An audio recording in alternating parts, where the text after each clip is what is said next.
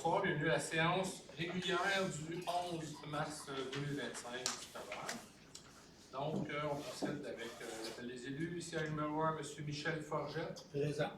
Numéro 2, M. Réal Ducharme. Présent. Numéro 3, M. Marc Lemay. Présent. Numéro 4, Mme Véronique Fillon. Présent. Numéro 5, M. Pascal Papier. Présent. Et numéro 6, Mme Sophie Lamoureux. Présent. En la présence de Mme Nathalie Perret, secrétaire générale, et moi-même, président de l'Assemblée et membre de la municipalité. Donc, comme un quorum, je déclare l'Assemblée ouverte. Le point 1, adoption de l'ordre du jour. Donc, il n'y a pas rien d'oral là. Est-ce qu'on a dispense de la lecture? Oui. Donc, ça prendrait quelqu'un pour le proposer. Propose. M. Michel Forgette, et quelqu'un pour appuyer? J'appuie. M. Pascal Feuille. Quelqu'un on est d'accord? Oui. On est donc D'accord. adopté à l'unanimité. Correspondance, suivant une demande faite au ministère des Transports concernant l'asphaltage de la piétonnière qui s'en va vers la passerelle. Le musée a fait la lettre parce que ça appartient au musée. On l'a transmis donc au ministère des Transports. La réponse a été relativement rapide, comme quoi qu'ils ne feront aucune intervention pour asphalter la descente pour se rendre à la passerelle.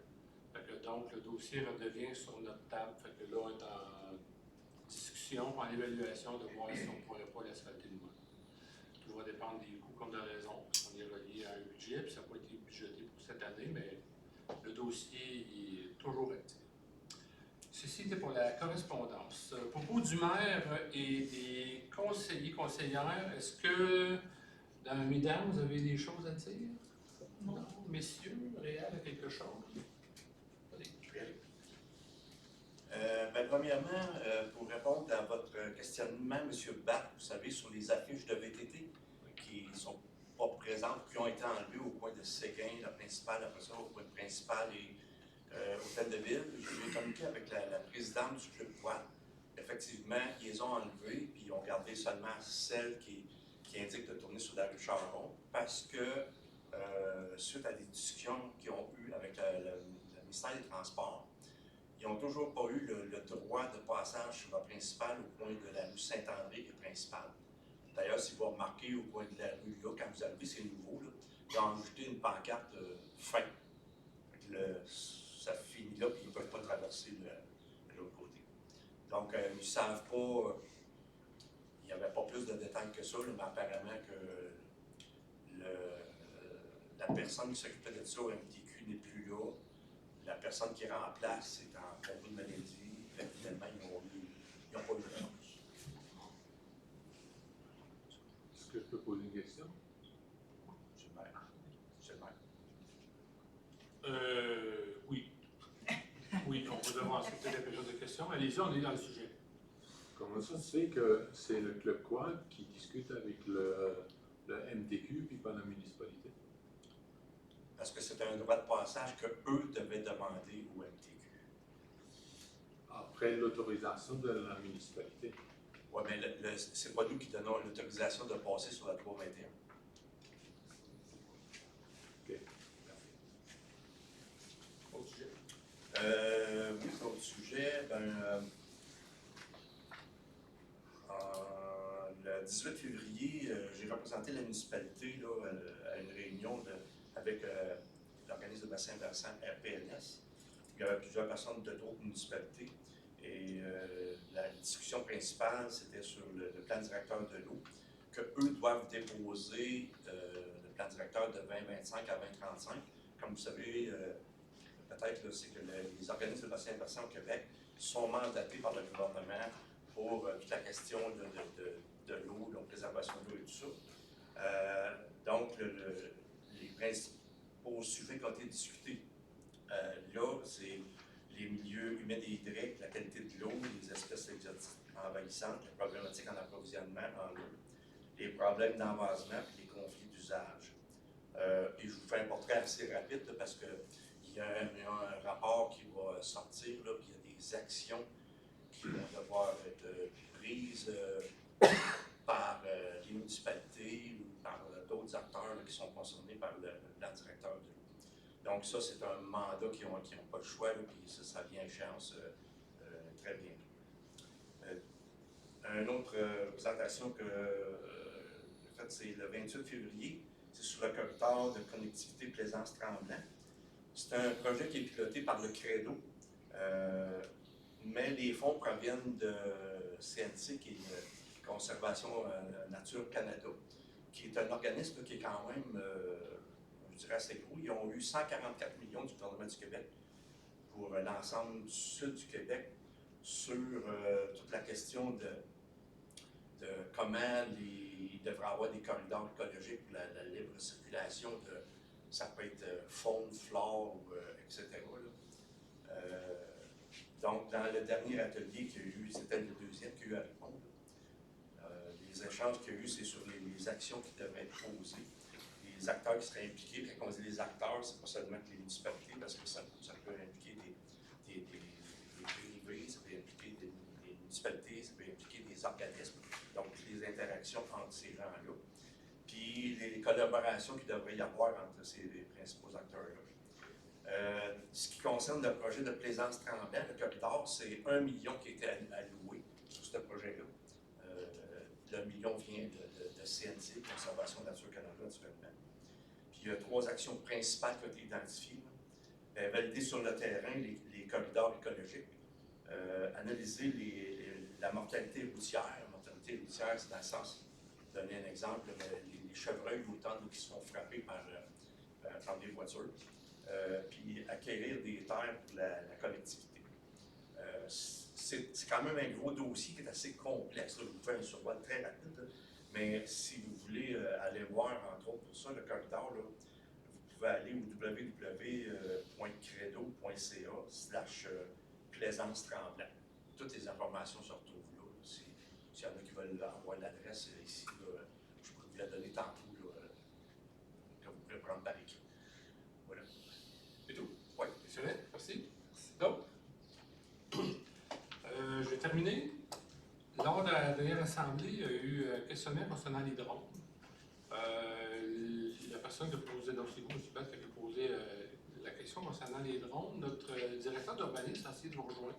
Je ne sais pas s'il a réussi ou si vous avez parlé avec notre directeur dans les dernières heures ou dans les dernières journées concernant ça, les drones, mais nous, vraiment, là, suivant l'information qui a été recueillie, avec donc la COMDEC, où on relève notre département d'urbanisme, c'est vraiment considéré comme, tant qu'il n'y a pas de jurisprudence, tant qu'il n'y a pas un jugement rendu comme quoi qu'on ne peut pas utiliser les drones, ils vont être utilisés à même titre qu'un cellulaire, un appareil photo ou quoi que ce soit.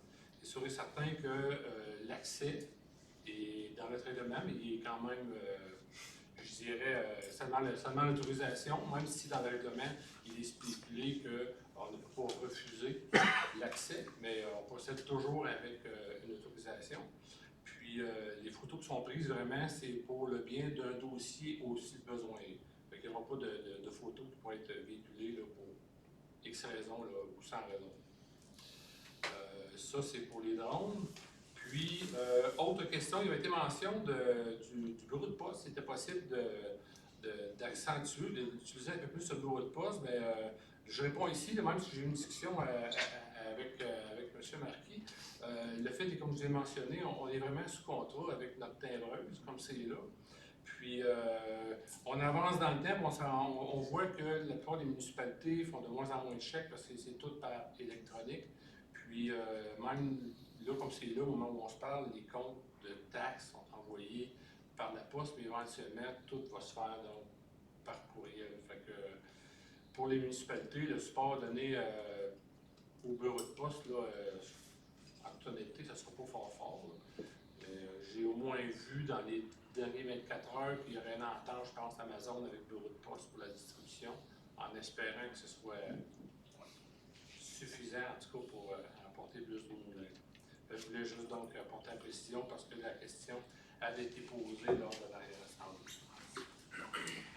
Donc, ça met fin, à moins que quelqu'un d'autre avait quelque chose à dire, non? On poursuit. Le point 4, adoption des procès-verbaux du 11 février 2025. Donc, est-ce que vous avez quelque chose à rapporter sur le PV de février? Non. Qui Marc Lemay, qui appuie. J'appuie. Madame Véronique Fillon. Est-ce que tout le monde est d'accord? Oui. C'est adopté à l'unanimité. Trésorerie 5.1, donc dépenses courantes 2024, autorisées par le règlement 351-21. C'est un montant de 6 873 et 10 sous. Même règlement 351-21 pour les dépenses courantes de 2025, c'est 310 997 et 89. Pour les dépenses de fin de mois, 130 907 et 17 sous. Et finalement, toute autre dépense en immobilisation, c'est 4 644 et 24. Qui dépose? Dépose. M. Réal Ducharme. Appuyé par J'appuie. M. Michel Forget. Est-ce que tout le monde est d'accord? D'accord. Oui. Adopté à l'unanimité. Je vais me permettre une petite explication en lien avec les dépenses, si vous me permettez, parce qu'on a eu une demande d'information. Puis, lors du questionnement qu'on a eu, peut-être qu'il y a une mauvaise compréhension sur tous ces montants-là, puis ça serait justifié, parce que moi, le premier, je ne l'ai pas compris tout de suite au complet. Quand on dépose des montants comme ceux-là, des fois, ils sont beaucoup plus hauts.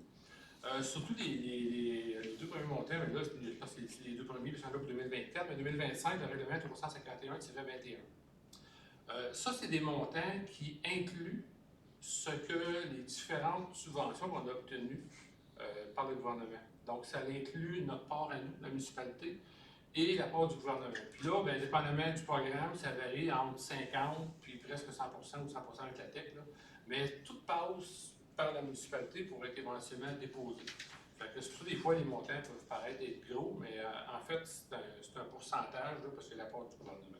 Je voulais simplement apporter donc une justification. Il est 19h12, première période de questions. Donc, pour les gens qui veulent poser des questions, s'il vous plaît, vous levez, vous présentez au micro, vous nommez et posez votre question.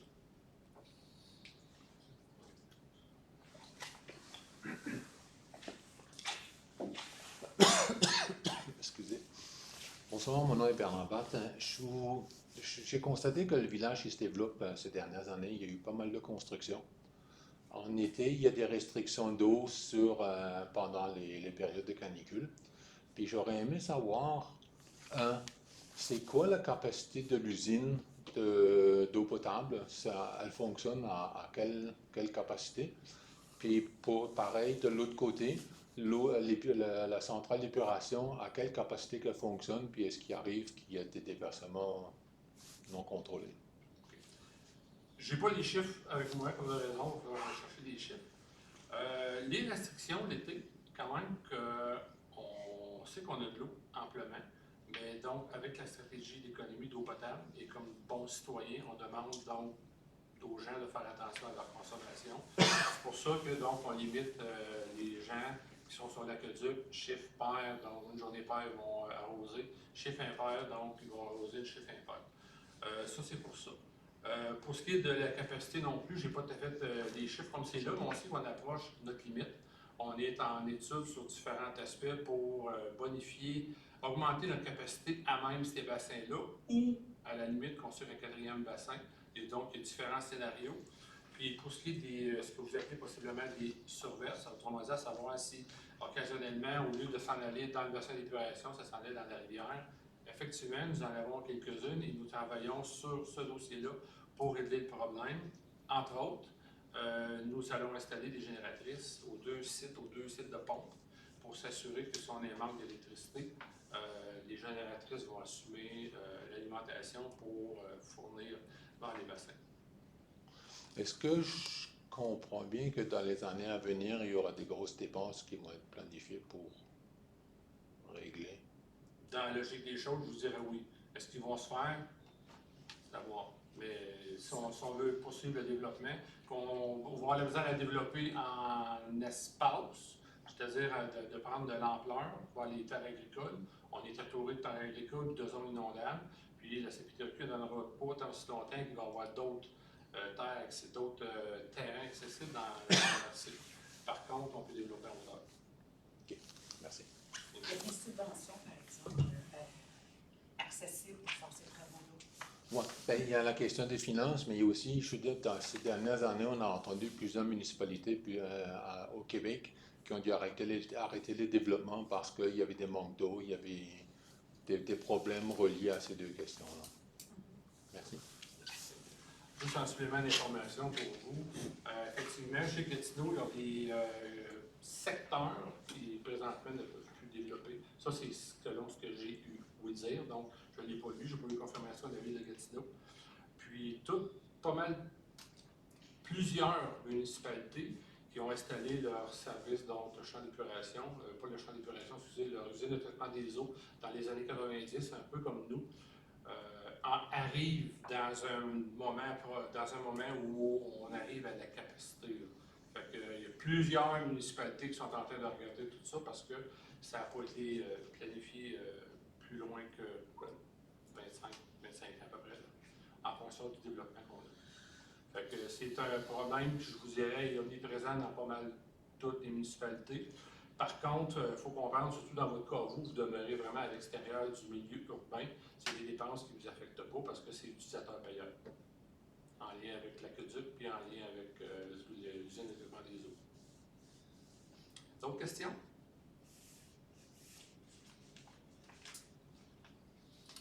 Donc, ça met fin à la période de questions. On va poursuivre. 7.1, adoption de la liste des immeubles devant être vendus par défaut de paiement de taxes. Donc, c'est une liste avec deux adresses où il n'y a pas eu de paiement. Donc, on va se retrouver en vente pour taxes. Qui propose? Je propose. M. Réal Duchamp. Appuyé par J'appuie. Véronique Fillon. Tout le monde est d'accord? D'accord. Oui. Adopté à l'unanimité. 7.2, 40 jours, c'est une résolution d'accompagnement ou d'appui, je peux dire ça, par la FQM en lien avec la tenue des 40 jours.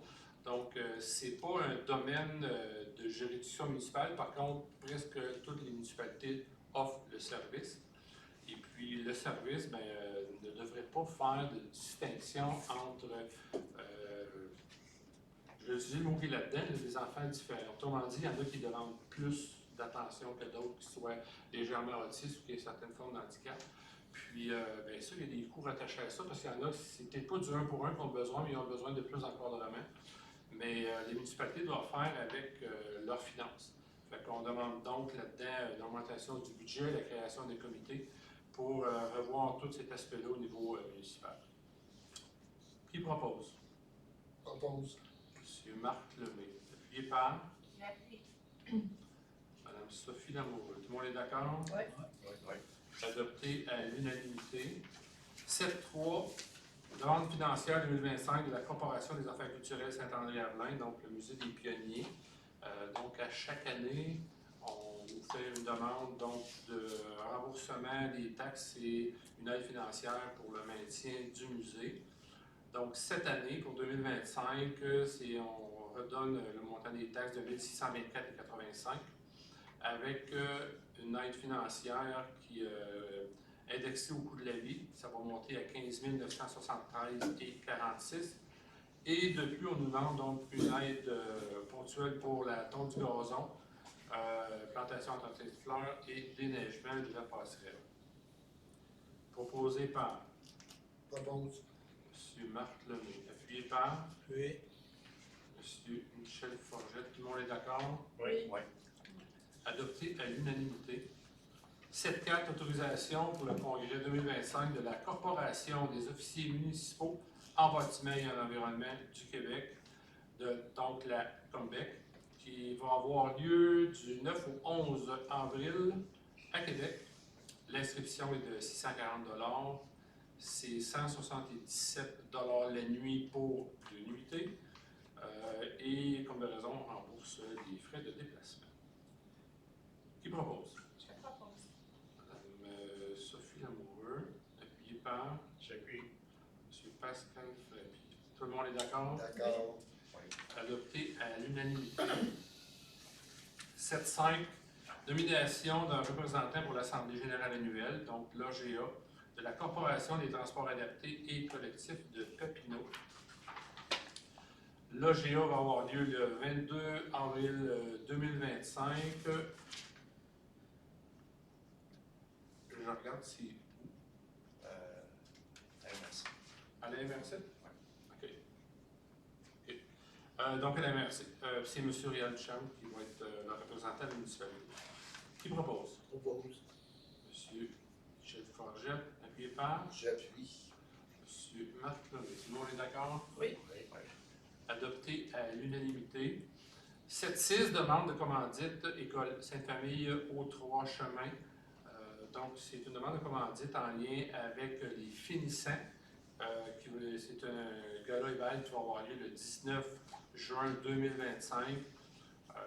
Vous savez donc, l'École Sainte-Famille aux Trois Chemins, c'est une école qui offre des services à des adolescents qui ont un parcours peut-être un petit peu plus difficile. Mais donc, ça donne l'occasion de parfaire leur secondaire. C'est un montant de 100 $ qui va être octroyé pour le gala. Qui propose? Je propose.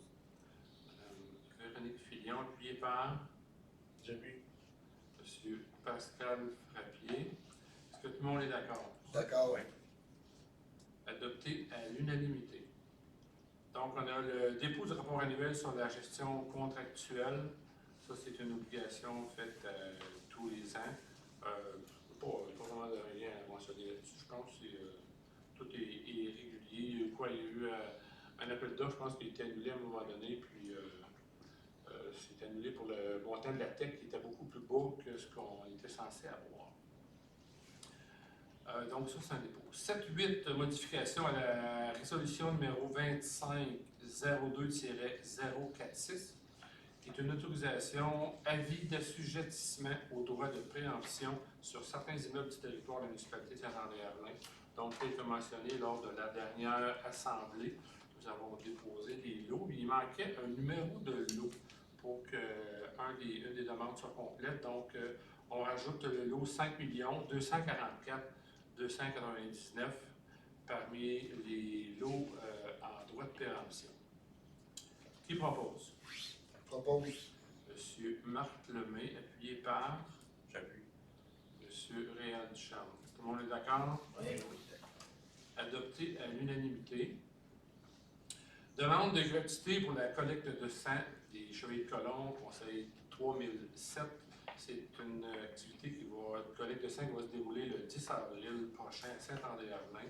Donc, on demande une gratuité de salle donc pour la grande salle la 117 ainsi que la 123. Mais la 123 est occupée, fait qu'on laisse la cuisine en remplacement de la 117. Qui propose? Propose. M. Pascal Frappier, appuyé par J'appuie. Mme Sophie Lamoureux. Tout le monde est d'accord? D'accord. Oui. Adopté à l'unanimité. Demande de soutien financier, club de patinage artistique de Tursault. Donc, nous avons un résident de Saint-André qui fait partie du club de patinage artistique de Tursault, M. Mathéo Cromer. M. Cromer va représenter l'Outaouais le avril, dans un petit peu, je vais juste m'assurer pour vous dire n'importe quoi. Oui, à Lévis, au mois d'avril 2025. Et Tursault ferme son aréna au mois de mars, donc nous, on la ferme un petit peu plus tard, étant donné que s'il n'y aura pas eu de temps de glace entre la compétition et la fermeture de l'aréna de Tursault, on ferme plus tard. Nous, on fait donc un mi-chemin à 50% pour les tarifs pour encourager le patineur artistique en prévision de son concours. Donc, qui propose? Je propose. Madame Sophie Lamoureux, appuyée par J'appuie. M. Marc Lemay. Tout le monde est d'accord? Oui. Oui. Adopté à l'unanimité. Je vous mentionné, là, donc c'est un rabais de 405 $ qui est donné pour cette location. En législation, excusez.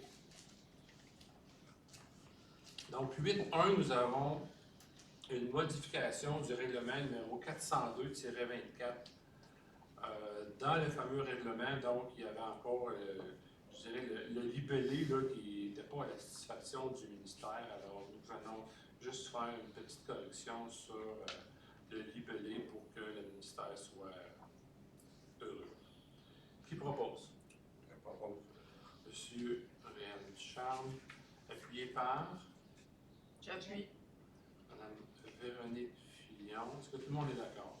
D'accord. Adopté à l'unanimité. 8.2, premier projet de règlement numéro 417-25 relatif au plan d'implantation et d'intégration architecturale, le PIIA, du secteur noyau villageois. Donc, il a déjà été, la motion a été déposée lors de la dernière assemblée. Il y a eu une consultation publique, ça en vient le 27 mars. Qui propose? Je propose. Madame Véronique Fillon, appuyée par J'appuie. M. Marc Lemay. Tout le monde est d'accord? Oui. Adopté à l'unanimité.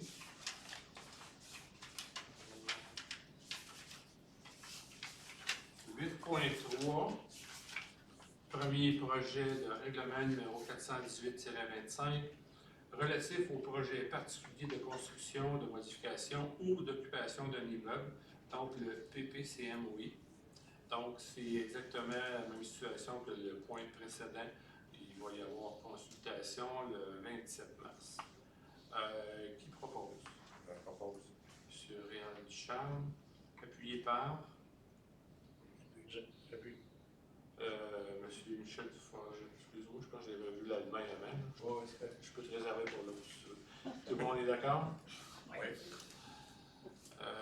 Adopté à l'unanimité.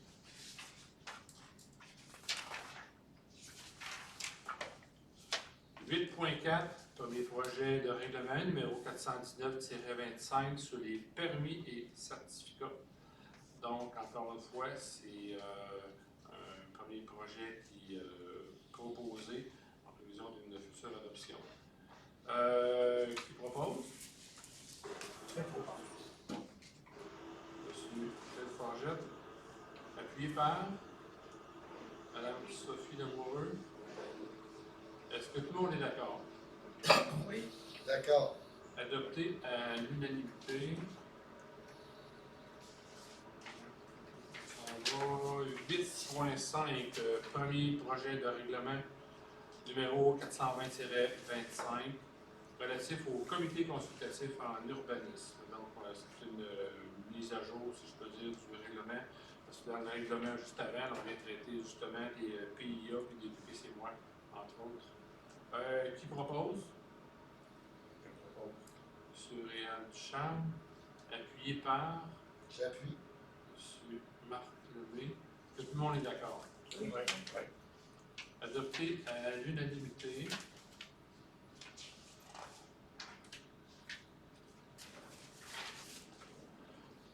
« 8.6, règlement numéro 421-25 relatif à l'éco-centre de la municipalité de Saint-André-la-Main. Donc, on procède à l'adoption du règlement sur l'éco-centre.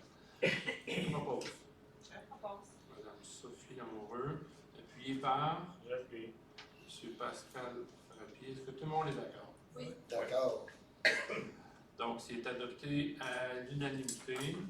Juste mentionner, entre autres, le règlement, là, ce qui, pour nous, en tout cas, devient pertinent là-dedans, c'est le nombre de visites, parce que là, on se rend compte que certaines personnes viennent souvent avec de bonnes quantités. Fait que ça va être 6 visites dans l'année d'autorité gratuite, avec une quantité, donc, d'à peu près 2 mètres cubes, c'est 4 pieds par 8 pieds par 2 pieds de haut, si je peux dire. Fait que suivant ça, si on se rend à la 6e visite, on pourra venir chercher des billets moyennant comme de raison des frais. Il y a des choses qui vont être acceptées quand même, là, les produits électroniques, ce qui est accepté via un programme, et la peinture va être acceptée sans coupon. Par contre, si vous venez déposer ce type de produit-là et vous avez autre chose comme les matériaux, bien là, ça va compter comme un coupon. Fait amenez vos choses que pour un coupon, puis gardez votre coupon là, pour une visite ultérieure qui en vaudra la peine. On s'en va ensuite. 8.7, qui est le second projet de règlement numéro 413-25, modifiant le règlement numéro 353-21 relativement aux zonages. Qui propose? Je propose. M. Réal Ducharme, appuyé par J'appuie. Mme Véronique Filion. Tout le monde est d'accord? D'accord. Ouais. Adopté à l'unanimité. Entre autres, le règlement, là, ce règlement-là parle de affichage temporaire, camping temporaire, les compteurs, les chenilles et les stationnements. Je me souviens, dans là, 2 assemblées, je pense, on avait posé une question en lien avec le 2 jours avant. L'information était validée avec le comité du festival et eux passent le mot pour pas que c'est 2 jours avant pour le camping. Ça en va à 9 administration. C'est une fin de point 1, fin de probation pour employé numéro 71-327. M. Alexandre Larouche, qui est au loisir, donc satisfait à la demande pour le poste. Donc, c'est une fin de probation. Qui propose? Propose. M. Michel Forgette, appuyé par J'appuie. M. Marc Leroux. Est-ce que tout le monde est d'accord? Oui. Ouais. Adopté à l'unanimité. 9.2, REER collectif des employés, donc c'est une fin des opérations de Fiducie Desjardins. Donc, Fiducie Desjardins met fin à cette branche d'activité-là et va transférer donc l'administration des REER à Desjardins Assurance. Donc, il fallait passer une résolution pour signifier notre accord. Qui propose? Propose. M. Réal Ducharme, appuyé par J'appuie. Mme Véronique Filion. Est-ce que tout le monde est d'accord?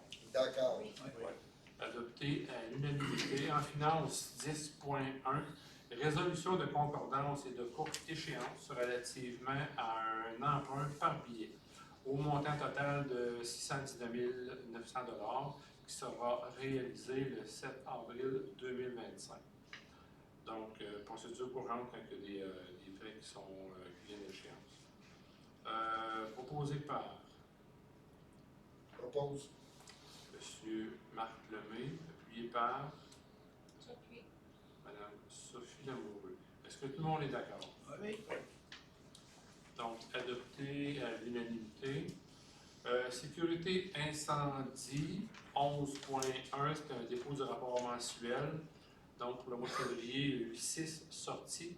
Et de ces 6 sorties-là, une pour incendie et les 5 autres pour accident de la route. 11.2, adoption du plan de mise en œuvre local, donc le PMOL, sur le schéma de couverture de risque incendie. C'est un dépôt qui doit être fait à tous les ans. Donc, dépôt en lien avec l'année 2024. Qui propose?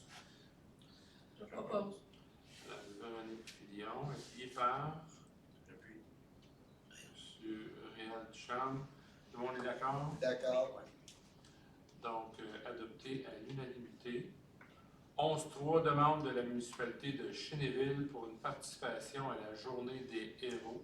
Donc, 2024, c'était le 25 mai que ça a eu lieu. Nous avons participé. Et pour 2025, nous allons aussi participer. Ça va être le 24 mai 2025 de 11h à 16h sur le terrain de l'église. Qui propose? Propose. M. Pascal Frappier, appuyé par J'appuie.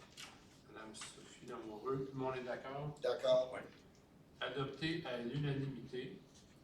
On arrive maintenant à un urbanisme 12.1, donc c'est un dépôt du procès-verbal du comité consultatif en urbanisme.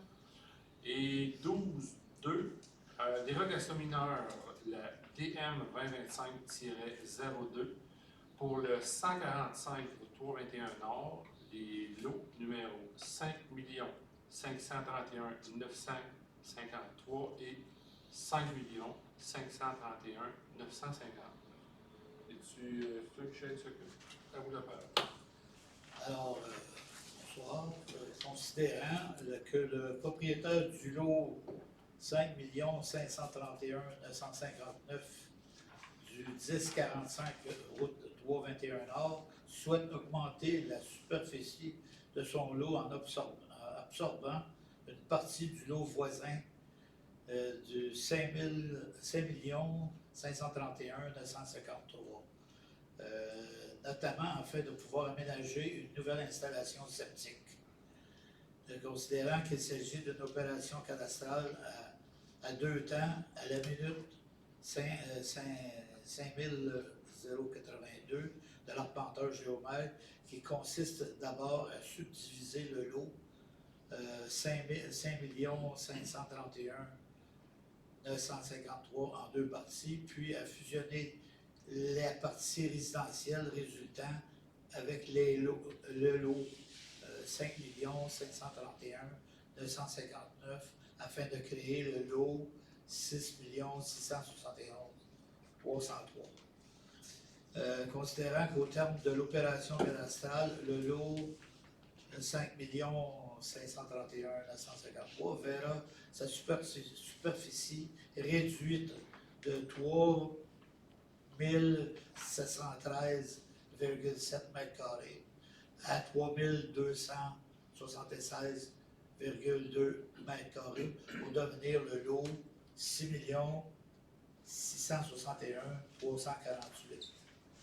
Considérant qu'au terme de l'opération cadastrale, le lot 5 531 959 verra sa superficie augmenter de 1080,2 m² à 15 520,7 m² pour devenir le lot 6 671 303. Considérant que la grille d'usage découlant du règlement de zonage prévoit une superficie de 3 715 m², considérant que l'objectif de la dérogation est de créer 2 lots dont la superficie est inférieure à la norme, soit un lot de 3 276,2 m² qui déroge de 438,8 m² et un lot de 1520,7 m² qui déroge de 2194,3 m². Considérant C'est des millions, évidemment. Considérant que le projet respecte tous les critères d'une dérogation mineure en vertu de la réglementation en vigueur, considérant que le comité consultatif d'urbanisme recommande au conseil d'autoriser la dérogation mineure au 1045 de rue 321 Nord. Merci, M. Rochette. Encore de l'eau. Vite fait, il y a une maison dans un petit carré, il y a une autre maison en côté qui fait un L. Puis là, ben, il y a besoin de 160 d'épuration. Fait qu'on va défaire le L, on va ouvrir l'angle de façon à faire l'espace nécessaire pour faire chaque partie. C'est ça, ce que tu veux dire, Michel? C'est ça qu'on a dit. Proposé par Propose. M. Charles, appuyé par Moi, Mme Véronique Fillon. Est-ce que tout le monde est d'accord? D'accord. Adopté à l'unanimité. 12-3 pour le patrimoine, donc c'est PAT 2025-01, rénovation de l'église. Oui, je vois. Considérant que la propriétaire du bâtiment CIO mentionné souhaite réaliser des travaux de restauration et de réparation sur la façade principale, qui inclut notamment la réparation de la maçonnerie, des fissures et du parement. Considérant que ce bâtiment est assujetti au règlement des citations patrimoniales propriétaires 249-15 en vertu de la loi sur le patrimoine culturel, dis-je, considérant que l'article 14 du dit règlement prévoit qu'il est possible d'exécuter des travaux de restauration et de réparation sur l'enveloppe extérieure du bâtiment, que le projet respecte les critères prévus au dit règlement, que le comité consultatif en urbanisme recommande au conseil d'autoriser les travaux de restauration et de réparation de la façade principale de l'église. Proposé par je propose. Mme Véronique Fillon, appuyé par J'appuie. Monsieur Marc Lemay. Tout le monde est d'accord? Oui. Adopté à l'unanimité. Merci, Monsieur Forget. 13, travaux publics jeunes du milieu. 13.1, on entérine un renouvellement du certificat de qualification pour l'eau potable de l'employé 32-302. Donc, sa certification, son renouvellement devrait être fait. Ça va être fait au montant de 133 plus taxes applicables. Qui propose? Propose. Monsieur Pascal Frappier, appuyé par J'appuie. Mme Véronique Filion. Tout le monde est d'accord? D'accord. Adopté à l'unanimité. 13.2, achat d'une caméra d'inspection des égouts et mise en disponibilité. Donc, depuis un certain temps, nous avions mis, suivant quelques années, en tout cas un montant X pour acheter une caméra, donc qu'on insère dans les conduits pour aller faire une vérification s'il y a un bris, si c'est bouché ou qu'est-ce qui peut se passer dans le bris. Les prix ont monté. Mais on a trouvé donc une caméra avec une tête de rechange, on a 200 pieds de fil et on a, le nom m'échappe, c'est un outil pour détecter exactement où est rendue la tête. Autrement dit, qu'à chaque fois qu'on a un blocage ou un bris, on va pouvoir décider exactement où est la tête et savoir où creuser avec la bobine pour aller faire la réparation. C'est un montant total donc de 12 480 plus taxes applicables. Nous avions mis au programme triennal en immobilisation un montant de 5 500. Donc, nous prenons le montant du 5 500 à même le fonds de roulement et la balance va aller à même le fonds d'administration, donc 11 930. Qui propose? Monsieur Michel Forget, appuyé par Madame Sophie Lamoureux. Tout le monde est d'accord? Oui. D'accord. Juste mentionner que là, maintenant, on va arrêter de faire affaire avec des particuliers où vous chargez quand même un montant appréciable de quelques centaines de dollars à chaque fois qu'on les utilisait. 13.3. Mandat d'écoute aux bornes d'incendie et entrée de service sur le réseau d'aqueduc. Donc, nous avons possiblement des fuites. Nous voulons déceler sont où les fuites. Tout ça dans le cadre de la stratégie québécoise d'économie d'eau potable, donc la SQEEP, si je peux l'appeler comme celle-là. Puis, c'est une démarche que le gouvernement nous demande de bien contrôler notre eau. Ça va faire qu'on va avoir 2 écoutes, une à même nos bornes. Il va y avoir une deuxième écoute qui va se faire aux bornes où on a pu déceler quelques fuites et ensuite au bonhomme à eau. Autrement dit, parce que là, les bonhommes à eau ne sont pas accessibles là à cause de la neige et du gel. Fait qu'on va commencer une première écoute avec les bornes, puis une deuxième va suivre. C'est un montant total de 5 340 qui va être fait par Aquatec. Qui propose? Propose. Monsieur Marc Lemay, appuyé par L'appui. Monsieur Réal Ducharme. Est-ce que tout le monde est d'accord? Oui. Yes. Oui. Adopté à l'unanimité. Loisirs, ouverture et fermeture de l'Arena. Stéphane Richer, saison 2025-2026. Donc, nous allons ouvrir le 13 septembre 2025 et la fermeture se fera le 6 avril 2026. 2026, que j'ai bien dit, oui. Qui propose? Propose. Monsieur Pascal Frappier, appuyé par J'appuie. Monsieur Marc Lemay. Tout le monde est d'accord? Oui. Adopté à l'unanimité.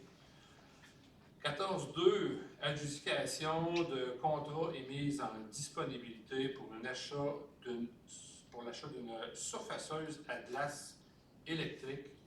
Donc, nous avons eu passablement de problèmes au courant de la dernière hiver. Nous avons été en appel d'offres et c'est finalement une surfaceuse montant avant taxe de 135 780,50. Donc, avec taxe, ça va être 156 113 et 63. Il y a un 100 000 qui est pris à même le fonds non affecté et l'autre, le 43 000 qui va nous manquer, parce qu'il y a des montants là-dedans qu'on n'a pas les taxes. Là. Ça va être pris à même le fonds de roulement sur une période de 5 ans. Qui propose? Propose. M. Marc Lemay, appuyé par M. Michel Forget. Est-ce que tout le monde est d'accord? Oui. Oui. Adopté à l'unanimité. 14.3.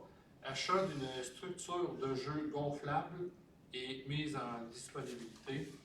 Donc, dans nos différents événements, nous avons une seule structure gonflable pour occuper les enfants. Nous avons donc l'opportunité d'en acquérir une au montant de 4 500 $. C'est une 66 pieds de long. C'est donc 4 500 avec 750 pour les frais de transport. Qui propose? Je propose. Madame Sophie Lamoureux, appuyée par J'appuie. Madame Véronique Fillon. Est-ce que tout le monde est d'accord? D'accord. Oui. Adopté à l'unanimité. On arrive, Varia, il n'y a rien, donc deuxième période de questions. Donc, même principe que tantôt, sauf qu'il n'y a pas de temps limite. Bonsoir, madame. Bonsoir, Carmel Allard, Saint-André-Avelin. Une petite question. C'est quoi la journée des héros à Chénéville? Journée des héros organisée par la municipalité de Chénéville, en fait, ça a commencé avec tout ce qui était service essentiel. Donc, Sûreté du Québec, pompiers, ambulance, GRC, excusez, l'armée. Là, je vous dirais, ça a pris de l'ampleur. Là. Okay. On retrouve à peu près tout ce qui est uniforme comme service. Dans la région essentiel. complète de la MRC Papineau? Pardon? Dans la région complète de la MRC? Ça serait seulement qu'à Chénéville, une Mais journée. ça représente des gens de partout? De partout. L'armée, l'année passée, l'armée était là. OK. La GRC, c'était pas là au mois de cette année. OK. Oui, ça prend vraiment beaucoup d'ampleur. OK, Il y avait c'est bon. Spider-Man, puis Ah oui? il y avait... Spider-Man. OK, pour ça. L'autre chose que je voulais vous tenir à votre attention, c'est que moi, je fais partie du comité santé, je continue à y être. Et au point 7.5, de vous allez représenter la municipalité à la GA du transport adapté collectif. Là, c'est que j'ai assisté, je trouve ça le fun, il y a des belles rencontres causeries qui se passent ici à cette salle-ci, je pense. Il y en avait une où la directrice du transport adapté est venue nous présenter tout le service, comment c'est important. D'ailleurs, elle a félicité le village de Saint-André qui collabore bien avec eux. La question ce que je veux vous parler, c'est qu'ils ont un projet, vous avez peut-être entendu parler, un projet particulier qui fait qu'ils appellent ça un fourgon là, qu'ils vont prendre puis offrir à une population qui n'a pas nécessairement besoin de services médicaux pour se rendre. Là, la première suggestion, là, je l'ai devant moi, c'est de Saint-André à Papineauville pour que les gens puissent faire leurs emplettes. L'idée, c'est que c'est sûr que, si je vous donne l'exemple, en 2019, on a fait un sondage. On voulait savoir si les gens avaient besoin de services de transport. Puis ça avait été non. Parce qu'à l'époque, en 2019, ça fait déjà 6 ans, bien, M. X, qui a besoin de transport, parle aux voisins, mais là, il y a un vieillissement de la population. Mais en même temps, dans les villages, tout le monde a son auto en général, ou 2 autos et tout, mais quand on vieillit, on ne peut plus le conduire, notre auto. Alors, le but de ça, moi, ce que je pense, c'est important. Mais l'affaire, c'est qu'on n'a pas cette idée-là d'utiliser un transport en commun. Alors, l'idée, c'est que je me demande, je sais qu'elle va peut-être aller, il y a la directrice qui est là, elle est très, très engagée, et elle va peut-être aller à la MRC pour présenter ce projet-là, mais ça serait le fun que ça marche.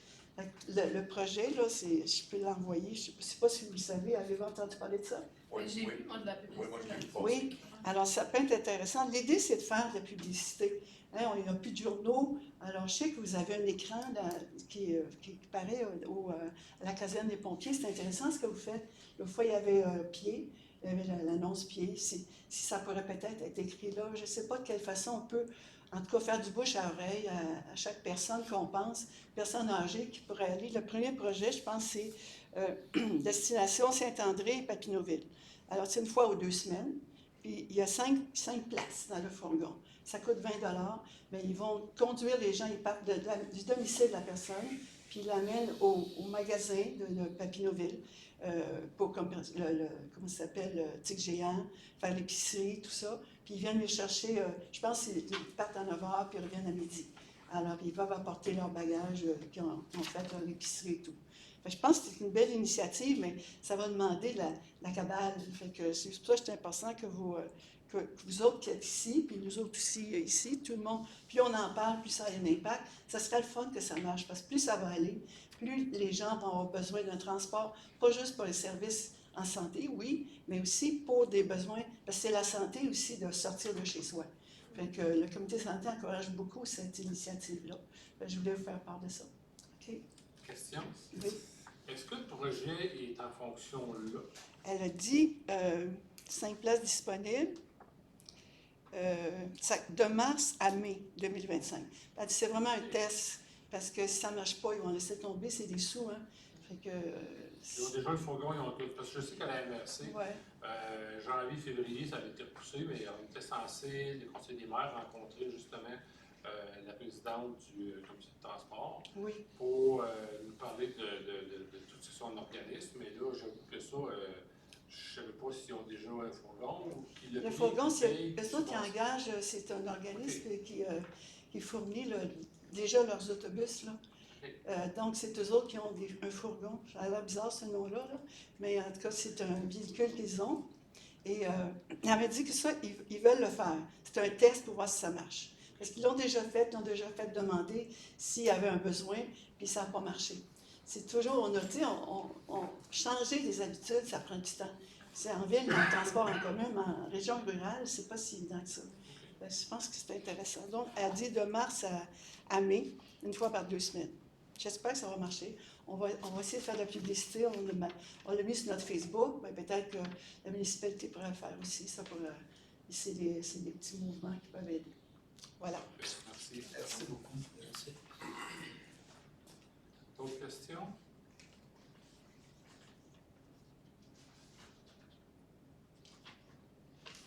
Pas d'autres questions? Ce qui met fin à la deuxième période de questions et la levée de l'Assemblée. Qui propose? Propose.